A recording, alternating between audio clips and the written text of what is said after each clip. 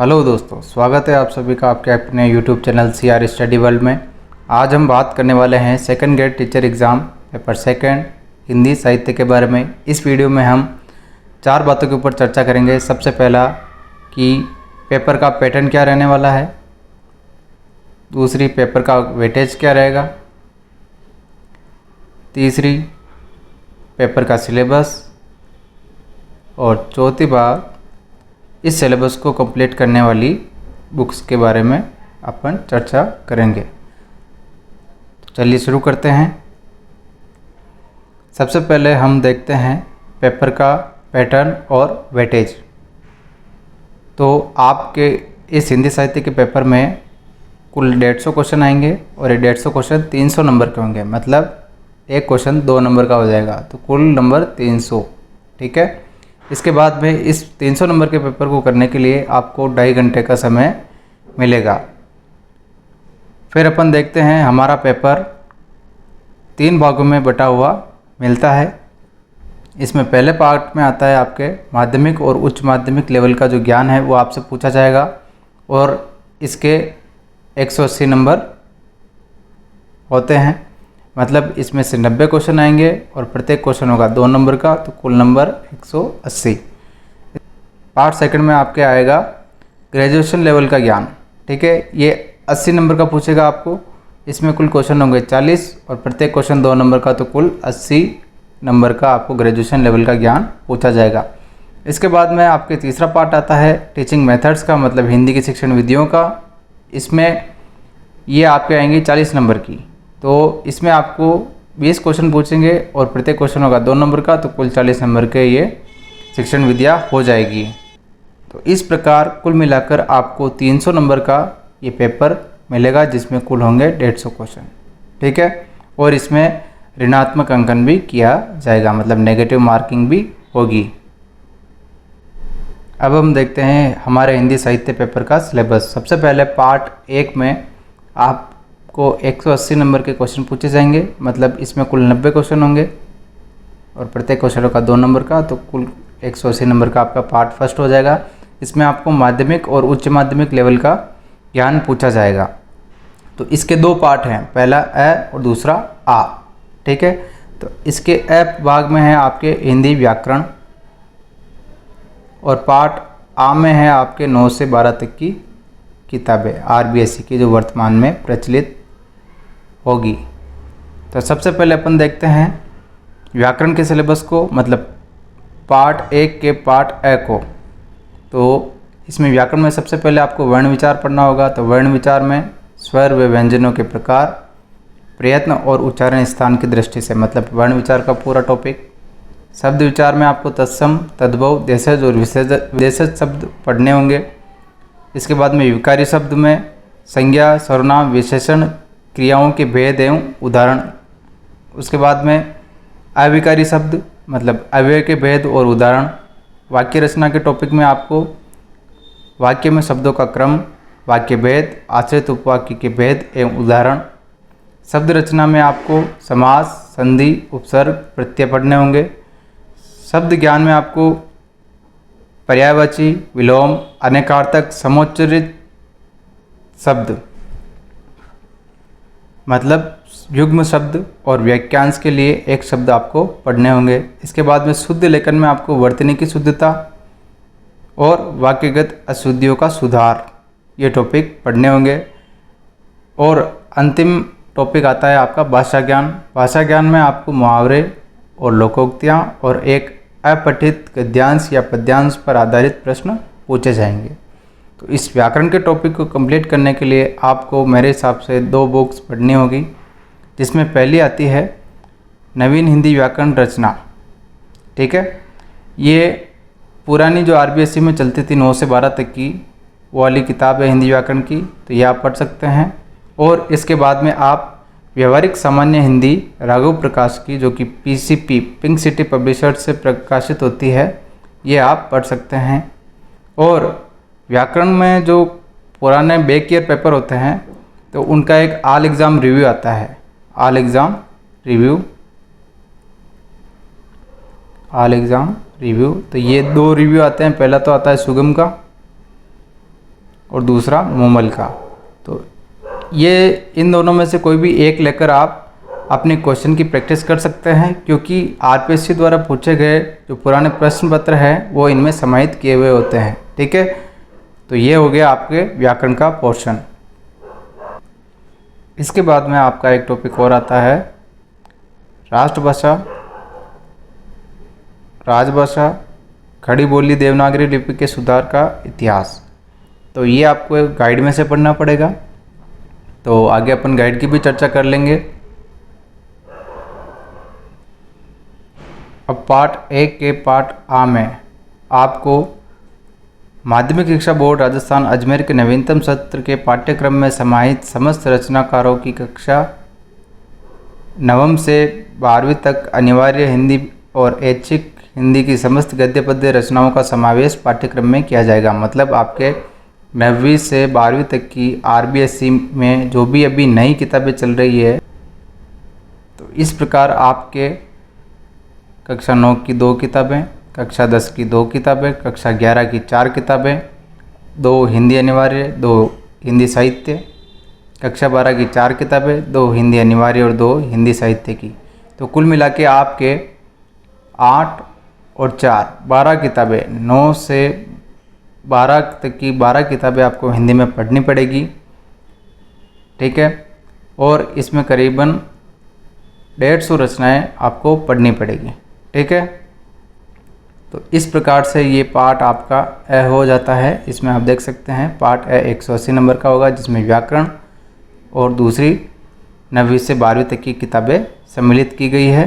तो अपन इसमें देखते हैं कि पिछली परीक्षाओं में इसका क्या मतलब प्रश्न आने का पैटर्न रहा है।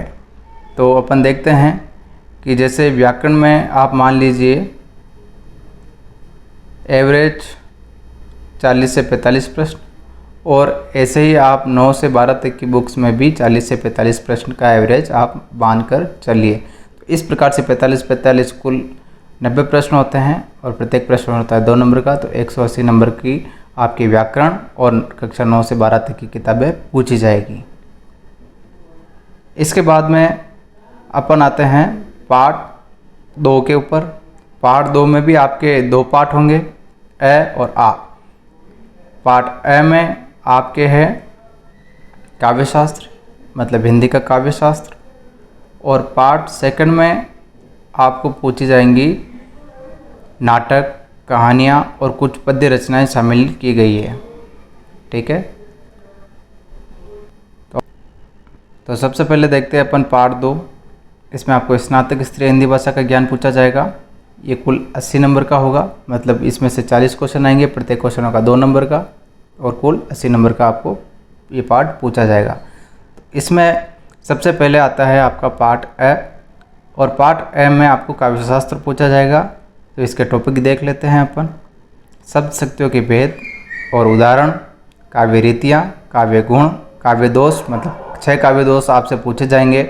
उसमें श्रुति कटुत्व, ग्राम्यत्व, अप्रतित्व, क्लिष्टत्व, अक्रमत्व, दुष्क्रमत्व दोष।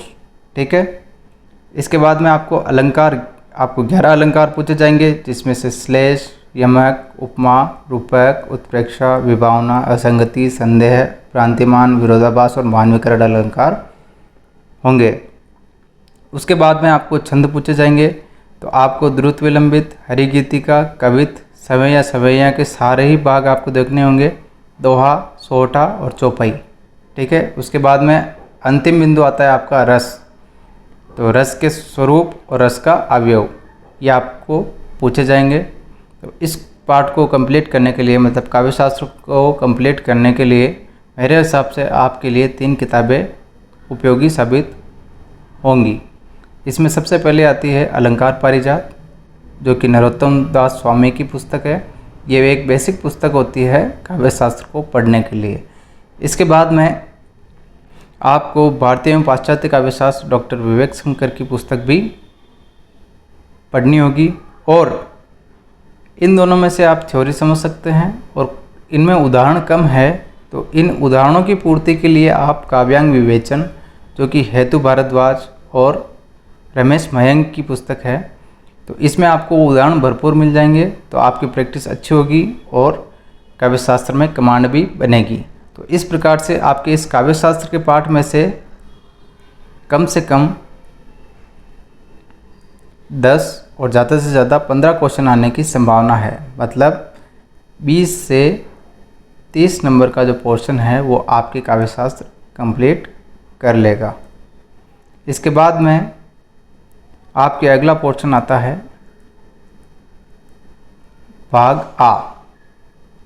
ठीक है, भाग आ। तो इसमें आपको हिंदी साहित्य का इतिहास, पद्य रचनाएं, नाटक, कहानियाँ ये सब पूछी जाएंगी। तो पार्ट आ में जो आपके सबसे पहले आता है हिंदी साहित्य का इतिहास, नामकरण, काल विभाजन, प्रमुख प्रवृत्तियाँ, रचनाएं एवं रचनाकार और हिंदी भाषा का उद्भव में विकास, हिंदी एवं उसकी बोलियों का सामान्य परिचय। तो इस भाग को कंप्लीट करने के लिए आपको मेरे हिसाब से 3 बुक्स पढ़नी पड़ेंगी। तो सबसे पहले अपन इनको देख लेते हैं। तो इस भाग को पढ़ने के लिए आपको सबसे पहले हिंदी साहित्य का संक्षिप्त इतिहास, कक्षा 11 और 12 में पुस्तक चलती है, तो इसको आपको पढ़नी होगी। ये बेसिक बुक्स है हिंदी साहित्य का इतिहास का परिचय कराने के लिए। इसके बाद में आप इन दोनों में से कोई एक पुस्तक ले सकते हैं, जिनमें पहली है हिंदी भाषा एवं साहित्य का वस्तुनिष्ठ इतिहास, गोविंद पांडे और सरस्वती पांडे की, या यूजीसी नेट फाइट करने के लिए प्रतियोगिता साहित्य सीरीज का आपको हिंदी साहित्य का सेकंड पेपर आपको उठा के लेके आना है, और इसमें ये सारा जो टॉपिक है वो कंप्लीट आपको मिल जाएगा। ठीक है, और आप इसके अलावा अपनी गाइड और नोट्स इन दोनों का भी सहारा ले सकते हैं। तो इतना ज़्यादा डीप नहीं पूछा जाता है सेकंड ग्रेड में, और इस हिंदी साहित्य के इतिहास से आपके लगभग 10 क्वेश्चन आने की संभावना है। ठीक है, मतलब 20 नंबर का आपको हिंदी साहित्य का इतिहास पूछा जाएगा 80 में से। इसके बाद में आपको पद्य रचनाएं पूछी जाएगी, जिनमें कबीर ग्रंथावली, साखी, प्रथम 5 अंग एवं 10 पद, संपादक है इसके श्याम सुंदर दास। फिर तुलसीदास का रामचरितमानस, इसमें आपको बालकांड ही पढ़ना है केवल। सूरदास का भ्रमर गीत सार, प्रथम 20 पद रामचंद्र शुक्ल। मीराबाई, तो मीराबाई की पदावली प्रथम 20 पद परशुराम चतुर्वेदी। बिहारी रत्नाकर प्रथम 20 दोहे। सूर्यमल मिश्रण की वीर सत्सई प्रथम 20 दोहे। रामधारी सिंह दिनकर का कुरुक्षेत्र प्रथम सर्ग।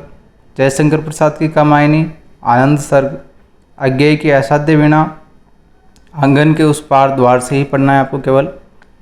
और आचार्य रामचंद्र शुक्ल का चिंतामणि भाग 1, केवल उत्साह, श्रद्धा, भक्ति, लोभ और प्रीति, ये आपको पढ़ना होगा। इसके बाद में पद्य रचनाएं आपके खत्म होती है। इसके बाद में आपके एक नाटक आता है मोहन राकेश का लहरों के राजहंस। फिर आपको 4 कहानियाँ पढ़नी पड़ेगी। सबसे पहले उसने कहा था चंद्रधर शर्मा गुलेरी, जहाँ लक्ष्मी कैद है राजेंद्र यादव, एक और ज़िंदगी मोहन राकेश, परिंदे निर्मल वर्मा की। तो ये उसने कहा था आपको 12th की बुक में मिल जाएगी, हिंदी की बुक में। और इस पार्ट को कंप्लीट करने के लिए आपको गाइड का सहारा लेना होगा। तो आप इस पार्ट को गाइड में से कंप्लीट करिएगा। तो मेरे हिसाब से आपके लिए 2 गाइड में से कोई भी आप एक गाइड चुन सकते हो। पहली तो है परिष्कार, इसके लेखक राघु प्रकाश हैं और पीसीपी पब्लिकेशन के द्वारा ये प्रकाशित होती है। और दूसरी लक्ष्य की गाइड। इन दोनों में से आप ये पार्ट कंप्लीट कर सकते हो। अब देखते हैं अगला पार्ट, जो कि हमारा तीसरा पार्ट है। और तीसरे पार्ट में हमारे को पूछी जाती है हिंदी विषय की शिक्षण विधियाँ, जो कि 40 नंबर की पूछी जाती है। तो इसमें से आते हैं अपने 20 क्वेश्चन, एक क्वेश्चन होता है 2 नंबर का, तो कुल 40 नंबर की अपने हिंदी की शिक्षण विधियाँ पूछी जाएगी। तो हिंदी की शिक्षण विधियों में आपको केवल और केवल ये 25 शिक्षण विधियाँ ही पढ़नी हैं।